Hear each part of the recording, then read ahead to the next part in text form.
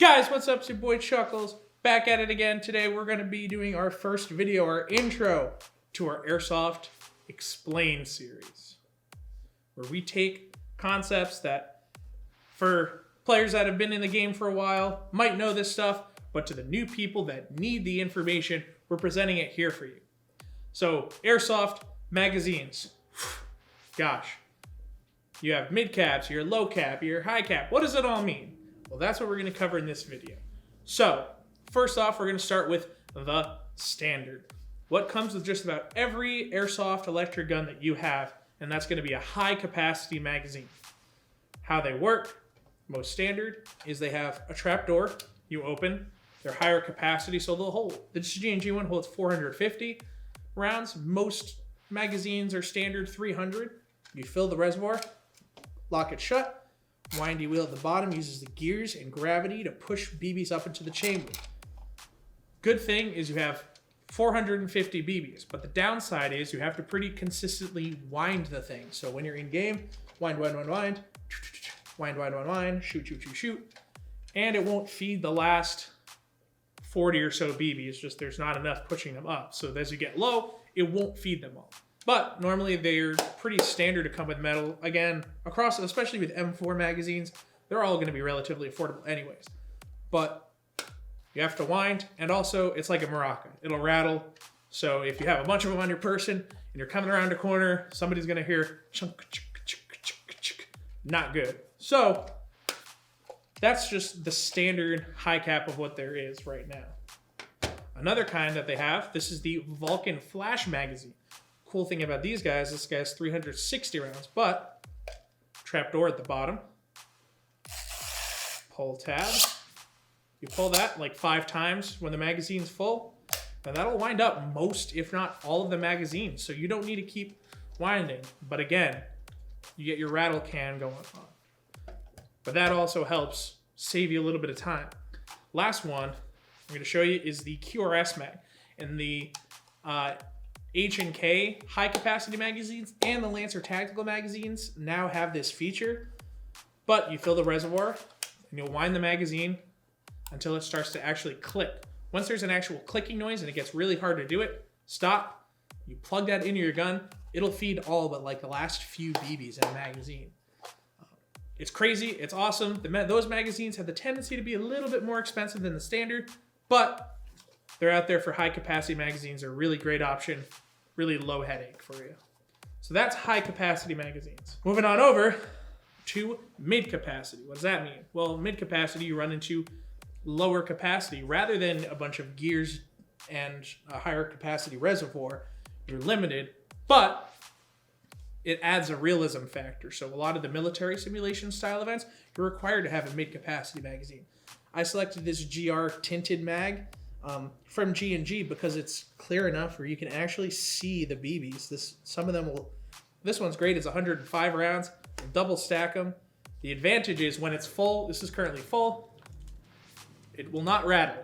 So you're moving around. You're a lot more quiet. Downside is you have less rounds. This guy's 105 rounds, which is pretty close to the standard for mid caps versus the 300.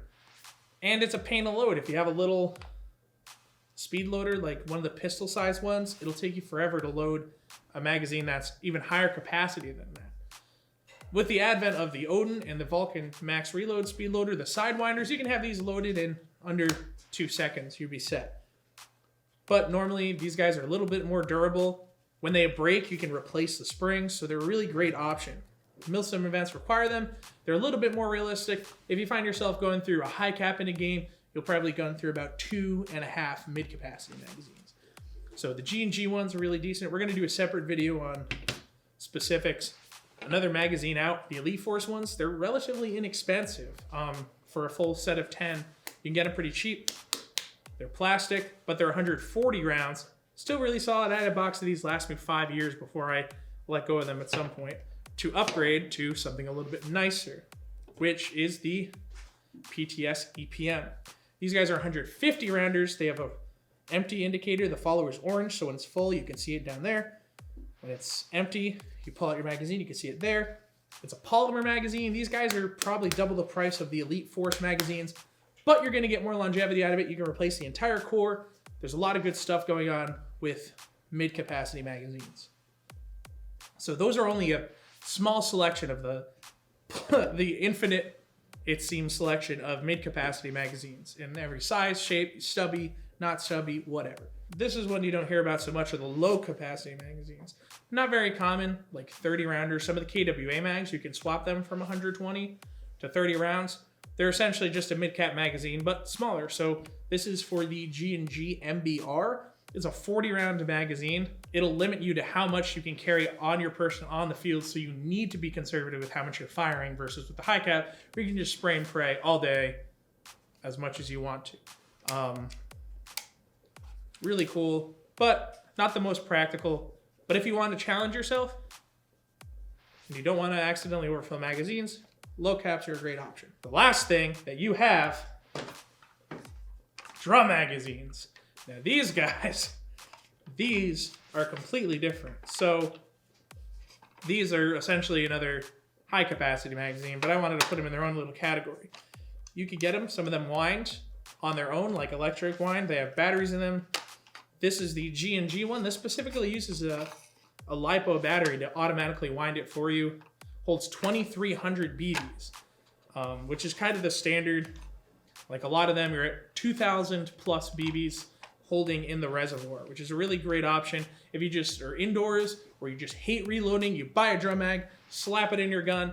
I mean, the price point on those is like the same cost as like 2 or 3 high caps, but you almost triple your, actually more than triple, the amount of BBs that you can hold on your person. It adds significant weight to your gun, and if you carry more than one of these, it'll be a pain, but it alleviates a lot of headache if you're not going to MilSim event, and it doesn't matter if you need a drum mag or not.